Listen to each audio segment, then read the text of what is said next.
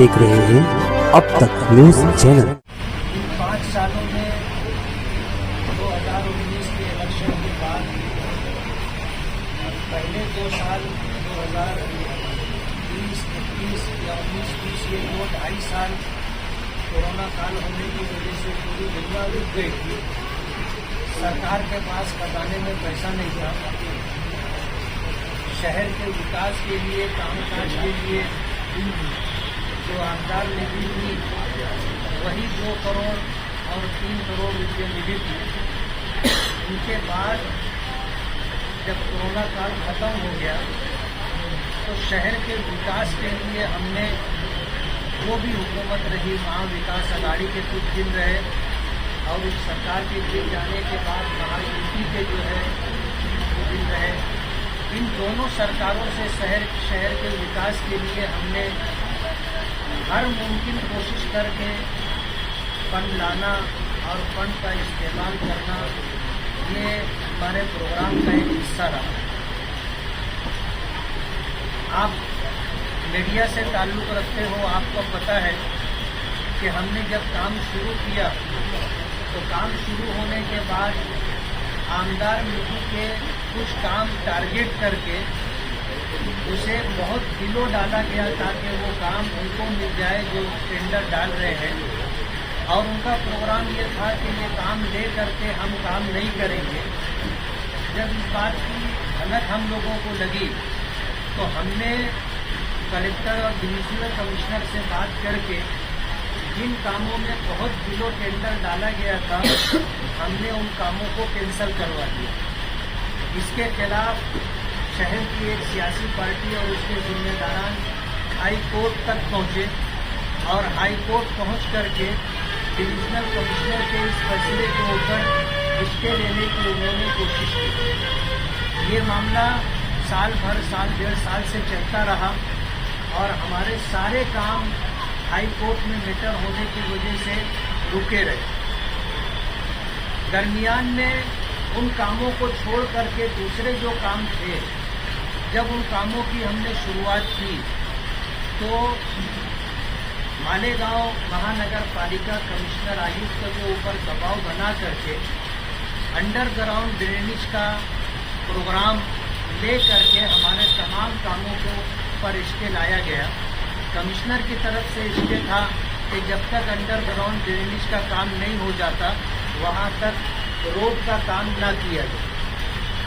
जबकि सबको इस बात का पता है कि माजी में जितने रोड बन चुके हैं उन रोड और सड़क को तोड़ करके जब अंडरग्राउंड ड्रेनेज का काम किया जाएगा तो रोड का तोड़ा हुआ जो हिस्सा होगा उसको बना करके देना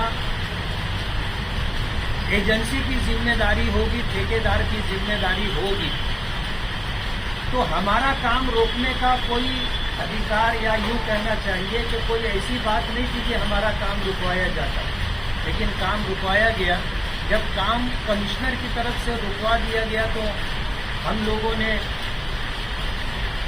हमारे पालक मंत्री से भी बात की और मंत्रालय में भी मिनिस्टरों से, नगर विकास में भी बात की। उसके बाद कमिश्नर के साथ 1 से ज़ायद मरतबा हमने मीटिंग की और हमने अंडरग्राउंड ड्रेनेज के लिए पूरा प्रोग्राम जानने की कोशिश की। तो हमें हैरत हुई कि कारपोरेशन के पास भी अंडरग्राउंड ड्रेनेज के लिए पूरा प्रोग्राम नहीं है। जो भी एजेंसी है उस एजेंसी के जरिए जो काम करवाया जा रहा है, हमें जो मालूमात मिली कि ये तकरीबन 499 करोड़ रुपए का काम है और 499 करोड़ रुपए के अंदर 465 किलोमीटर की पाइपलाइन हमारे शहर में अंडरग्राउंड के लिए ड्रेनेज के लिए डाली जाएगी। हमने जब मजीद जानकारी ली तो मालूम पड़ा कि मशरकी सिंध का इलाका यानी मालेगांव सेंट्रल में बहुत सारे इलाके इस स्कीम में शामिल नहीं है। हमने उसकी जानकारी ली तो ये बात हमारे सामने आई कि इस स्कीम में मशरकी इलाके की तकरीबन 240 किलोमीटर पाइपलाइन और मिलेगी तो ये प्रोग्राम पूरे शहर के लिए मुकम्मल होगा। मगरिबी इलाके के सारे इलाके इसमें शामिल हैं। मशरिकी इलाके के बहुत बड़े हिस्से को अंडरग्राउंड ड्रेनेज के प्रोग्राम से महरूम रखा गया।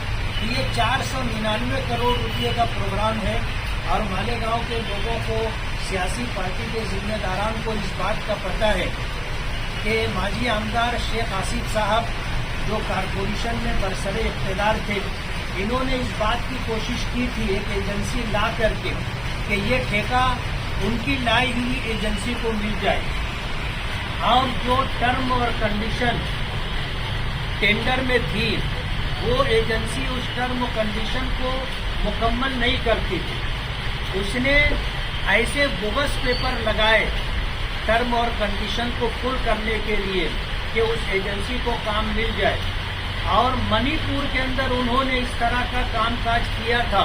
टर्म और कंडीशन में जो बातें थी उसका हवाला मणिपुर से लाया गया था, लेकिन कहते हैं कि आज दुनिया घर आंगन बहुत मुख्तसर हो गई है।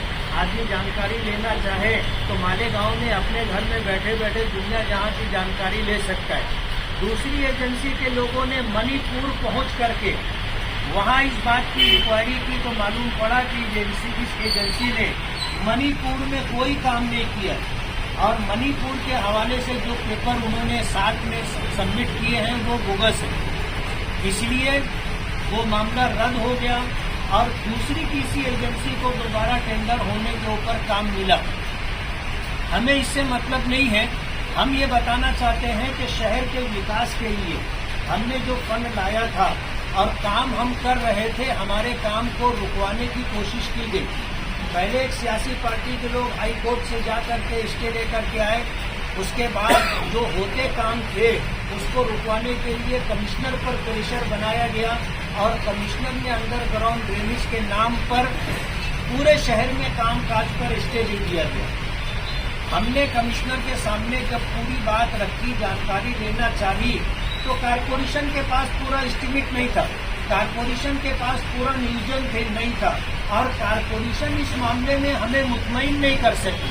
तो कमिश्नर को हमने कहा कि जब आपके पास पूरे शहर का प्रोग्राम अभी भी नहीं है और पूरे शहर के कामकाज का नियोजन भी नहीं है, तो आप तो हमारी लाई हुई निधि जो है, फंड जो है, इसको जाय करना चाहते हैं। काम नहीं होगा, टाइम खत्म हो जाएगा, ये लाया हुआ फंड वापस चला जाएगा। कितनी कोशिशों से इस फंड को लाया गया है वो आपको पता है। हमने इसके उठवाया काम शुरू किया। आज इस प्रेस कॉन्फ्रेंस के जरिए से हम आपको और पूरे शहर को ये बताना चाहते हैं कि माजी आमदार शेख आसिफ साहब ने असलम अंसारी के नाम से हाई कोर्ट के अंदर पिटीशन डाली है और अंडरग्राउंड ड्रेनेज का हवाला दे करके हमारे काम को रोकने की कोशिश की जा रही है। मैं पूरे शहर को ये बात बताना चाहता हूँ कि ये बरसरे इख्तियार रहे, इनके वालिद मोहतरम आजहानी शेख रशीद साहब जो है 2 मरतबा आमदार रहे, शेख आसिफ साहब 1 मरतबा आमदार रहे, इनके वालिद मरहूम शेख रशीद साहब 2 मरतबा मेयर रहे, इनकी वालदा 2 मरतबा मेयर रही। खुद शेख आसिफ साहब जो है कारपोरेशन में इस चेयर पर विराजमान रहे। इनके भाई जो है वो स्टैंडिंग कमेटी के चेयरमैन रहे। एक लंबा जमाना कारपोरेशन में इन्होंने सत्ता में रह करके गुजारा और शहर की क्या हालत है पूरे शहर को पता है। पक्का इलाका छोड़ करके जो मरहूम हाजी शब्बीर अहमद साहब के ज़माने का बनाया हुआ था, उसके अलावा अतराफ के चारों तरफ के एरिए ये आज भी बुनियादी सहूलियात से महरूम है।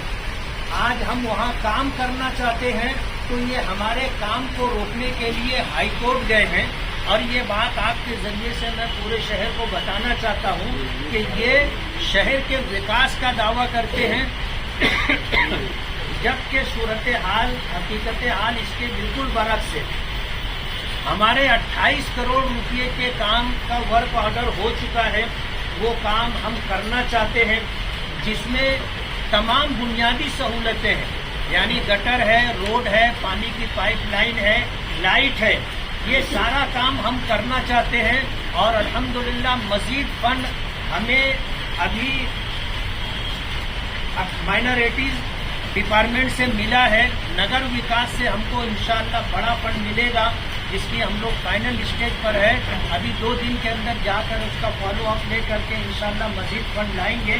तो पूरे शहर के अंदर हम काम करना चाहते हैं और बगैर किसी भेदभाव के वहाँ पर हमारे कारपोरेटर रहे हों तो न रहे हों, तो जब से हम सियासत में आए हैं शहर के विकास के लिए हमारा काम करने का यही मामूल रहा है कि जहाँ पर ज़रूरत है हम वहाँ पर काम करते हैं।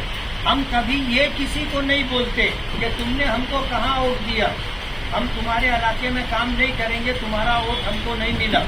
हमने कभी ये नहीं कहा कि आपके इलाके में हमारा कारपोरेटर नहीं है, हम तुम्हारे इलाके में काम नहीं करेंगे। हम पूरे शहर में जहां जरूरत है वहां काम कर रहे हैं। आज हमारे काम को रुकवाने की कोशिश की जा रही है। आपके जरिए से मैं पूरे शहर के रहने वाले लोगों को ये बताना चाहता हूं कि जो लोग विकास का नारा देते हैं और कामकाज का जो है मुद्दा बनाते हैं, आज वो लोग इस शहर में कामकाज रोकने की कोशिश कर रहे हैं। एक सियासी पार्टी हाई कोर्ट गई थी, उसने वहां पिटीशन डाली थी, हाई कोर्ट ने उसकी पिटीशन खारिज कर दी। अल्हम्दुलिल्लाह जिन कामों के ऊपर स्टे था हाई कोर्ट के जरिए से, वो काम भी अल्हम्दुलिल्लाह हमने शुरू कर दिया है।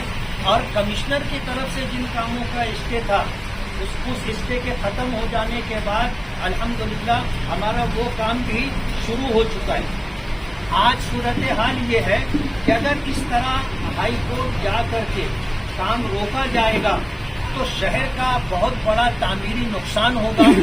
और अंदेशा इस बात का है कि हमने 1000 कोशिशों के साथ जो फंड मंजूर करवा लिया, वर्क ऑर्डर हो चुका, और अगर काम शुरू नहीं होगा और टाइम खत्म हो जाएगा तो वो सारा फंड लेट्स हो जाएगा, वापस चला जाएगा, शहर का बहुत बड़ा नुकसान होगा। शहर वालों को ये बात समझ लेना चाहिए कि शहर का दुश्मन कौन है, शहर की विकास और तामीर का दुश्मन कौन है। और शहर में जो इस तरह की सियासत की जा रही है जिससे सियासी पार्टी का कम और शहर वालों का ज्यादा नुकसान हो रहा है, इस पर शहर के लोगों को ध्यान देना चाहिए।